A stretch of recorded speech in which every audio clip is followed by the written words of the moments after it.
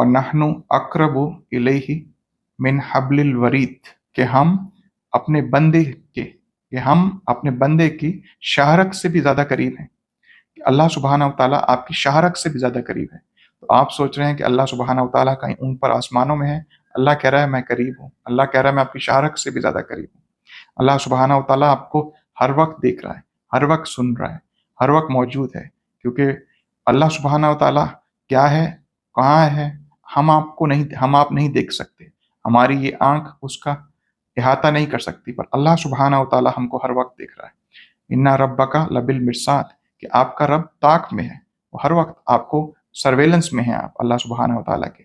और अल्लाह सुब्हानहू व तआला रोज़े महशर में आपको बताएगा कि इस दुनिया में आप क्या क्या करते थे। तो हमें आपको सबको अल्लाह सुब्हानहू व तआला से दिल खोल के मांगने की ज़रूरत है।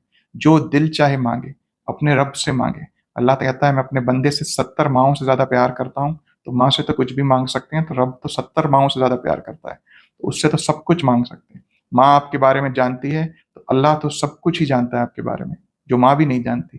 तो उससे मांगने में क्या शर्माना, क्योंकि देने वाला भी वही है, पूरी मखलूक को वही पाल रहा है।